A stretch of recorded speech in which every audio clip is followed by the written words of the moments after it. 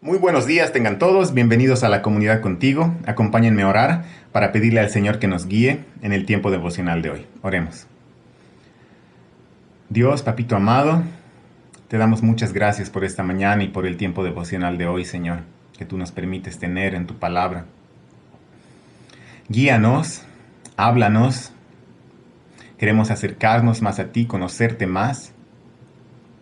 Señor, queremos que a través del devocional de hoy, a través de la porción de tu palabra que vamos a leer, te pedimos que tú puedas ayudarnos a descansar y confiar en tu soberanía sobre la historia, sobre los acontecimientos de la historia y sobre nuestras vidas, Señor. Te pedimos que tu Espíritu Santo nos hable y nos recuerde tu palabra en esta mañana. En el nombre de Cristo Jesús oramos. Amén. Hace varios años atrás, cuando era adolescente y todavía estaba en el colegio, recuerdo que uno de los canales de televisión nacional mostró un documental donde decían que iba a haber un planeta de grandes proporciones que se iba a acercar al planeta Tierra.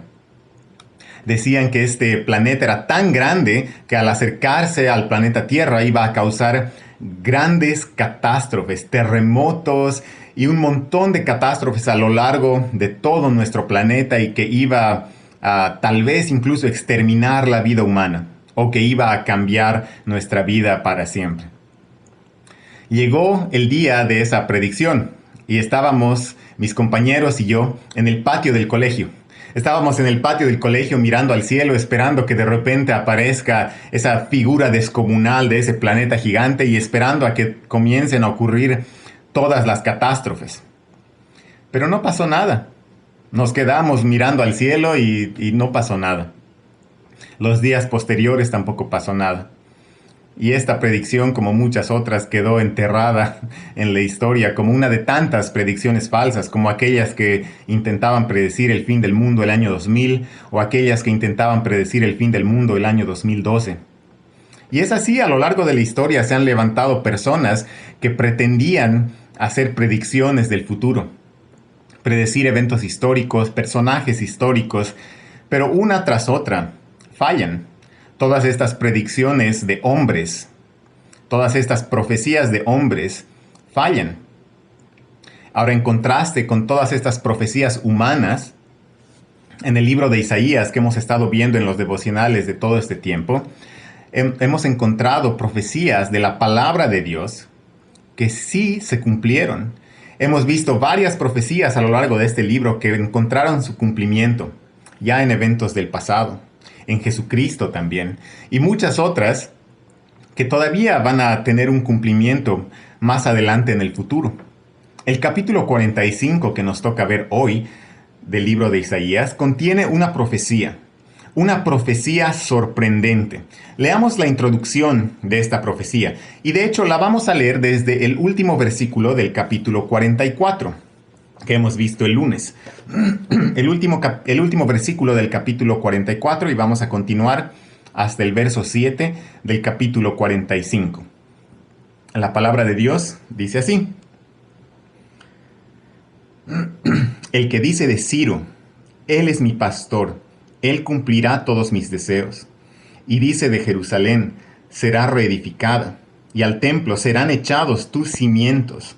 Así dice el Señor, a Ciro, su ungido, a quien he tomado por la diestra para someter ante él naciones y para desatar lomos de reyes, para abrir ante él las puertas, para que no queden cerradas las entradas.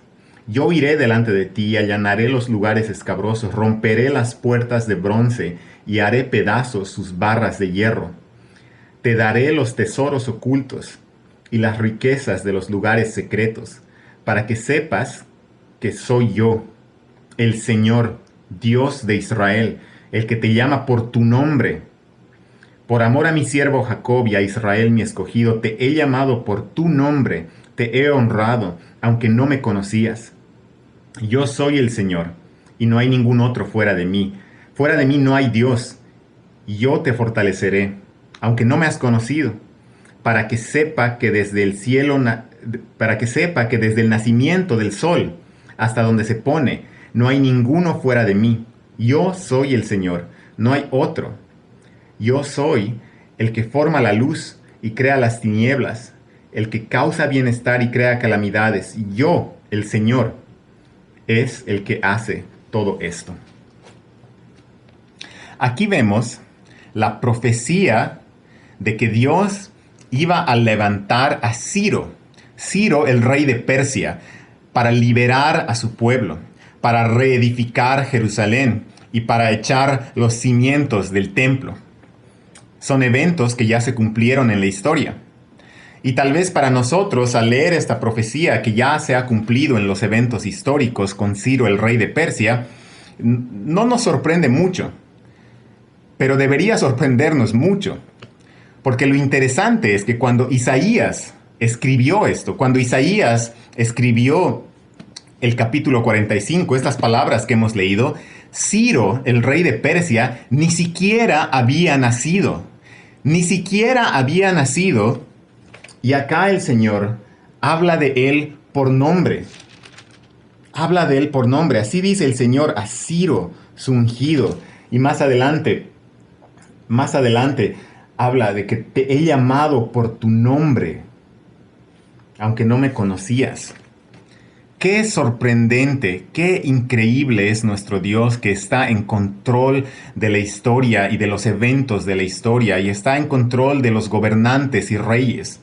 Qué increíble nuestro Dios, soberano, Señor de la historia, que antes de que nazca Ciro, el Señor ya había profetizado a través de Isaías que este rey se iba a levantar. De hecho, el pueblo ni siquiera estaba exiliado todavía.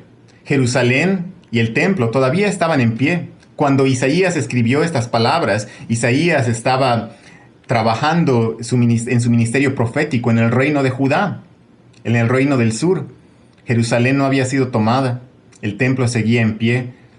150 años antes de que Ciro ascienda al poder como rey de Persia, 150 años antes de esto, está ya esta profecía por nombre de que Ciro iba a ser levantado para hacer volver al pueblo del exilio, para reedificar Jerusalén y echar los cimientos del templo. Ahora, aquí tal vez uno diría, wow, qué capísimo Isaías. Bueno, aquí el crédito no se lo debe llevar Isaías, porque él no predijo nada por iniciativa propia, sino que él simplemente escribió y comunicó lo que el Señor le dijo. Como profeta del Señor, él simplemente comunicó la palabra del Señor. Dios se lleva 100% el crédito de esta profecía y todas las profecías de este libro. Una de las profecías, como tantas en la palabra de Dios, que nos muestran que Dios es soberano. Dios es el Dios de la historia, es decir, Él está en control 100% de todos los acontecimientos históricos. Ningún rey se levanta sin que Dios lo permita. Ningún acontecimiento ocurre que se escape de la soberanía de Dios. Él es el Dios soberano, el Dios de la historia que determinó que Ciro, el persa, sea engrandecido como rey y que sea él quien decrete el edicto que libere a los judíos, reedifique Jerusalén y eche los cimientos del templo. Ahora, al leer esta profecía y al leer acerca de su cumplimiento, y al entender, acerca de su cumplimiento, esto demanda una respuesta de los lectores de esta profecía en aquella época y de nosotros también. Esto demanda una respuesta de nosotros. Y para entender esta respuesta, acompáñenme a ver Isaías 45 en este mismo capítulo, los versos 20 al 22. La palabra de Dios dice así: Reúnanse y vengan, juntos acérquense, fugitivos de las naciones. ¿No tienen conocimiento los que llevan su ídolo de madera y suplican a un Dios que no puede salvar? Declaren y presenten su caso. Sí, que deliberen juntos. ¿Quién ha anunciado esto desde la antigüedad y lo ha declarado desde entonces? ¿No soy yo, el Señor? No hay más Dios que yo, un Dios justo y salvador. No hay ninguno fuera de mí. Vuélvanse a mí y sean salvos todos los términos de la tierra, porque yo soy Dios y no hay ningún otro. La respuesta que demanda El entender la palabra de esta profecía es la respuesta de volverse al Señor para ser salvos, de reconocer que los ídolos en que confiamos no son soberanos. Los ídolos en los que a veces confiamos no pueden declarar los acontecimientos de la historia desde la antigüedad como lo hace nuestro Dios. Solo el Señor, el único soberano Dios de la historia, es el único digno de ser adorado y el único en quien podemos confiar para ser salvos. El pensar en todo esto me lleva inmediatamente a Apocalipsis capítulo 5. A Apocalipsis capítulo 5, cuando aquel que estaba sentado en el trono tomó el libro, un libro sellado, un libro que contenía todos los acontecimientos pasados, presentes y futuros de la historia humana. Y nadie podía abrir el libro ni desatar sus sellos. Nadie podía interpretar la historia. Nadie podía darle sentido a la historia hasta que entra en escena el Cordero. Y el Cordero, al tomar el libro, es adorado en Apocalipsis 5 con las siguientes palabras: digno eres de tomar el libro y de abrir sus sellos, porque fuiste inmolado, y con tu sangre compraste para Dios gente de toda tribu, lengua y nación. El Dios soberano, Dios de la historia, se hizo hombre y fue inmolado. Jesús, siendo justo, murió en lugar de los injustos para comprar para sí con su sangre gente de toda nación. Y Él es el único digno de tomar el libro y abrir los sellos. Él es el único digno de interpretar la historia y de darle sentido a todos los acontecimientos de la historia.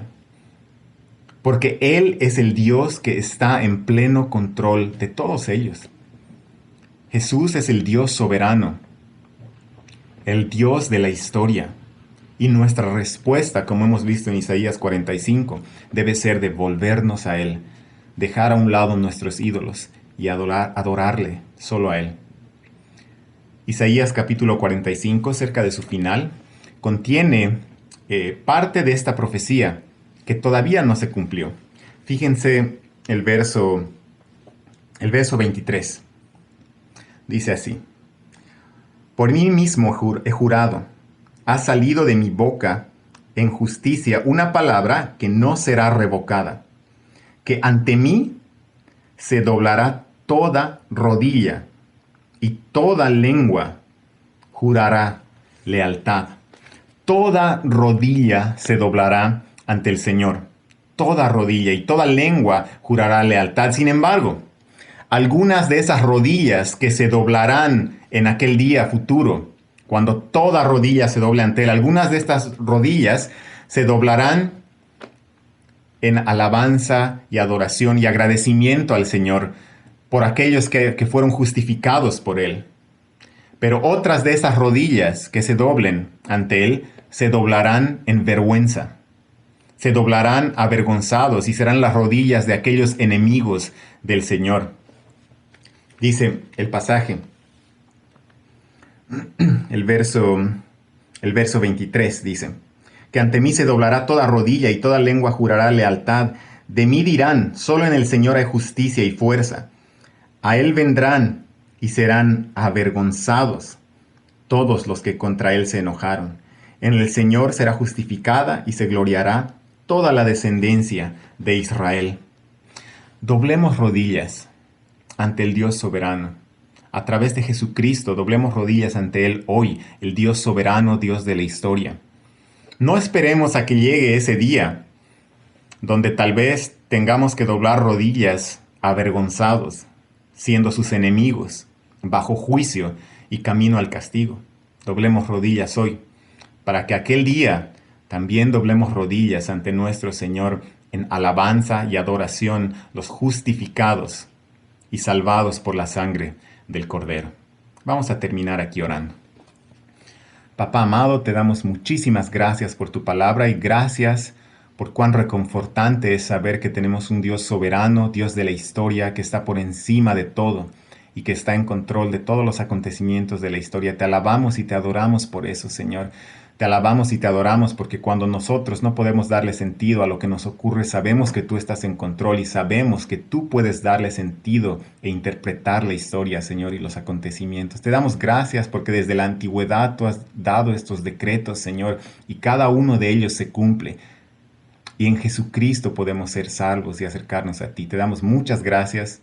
En el nombre de tu Hijo Jesús oramos. Amén. Que tengan un muy buen día, hermanos y hermanas, que el Señor los bendiga.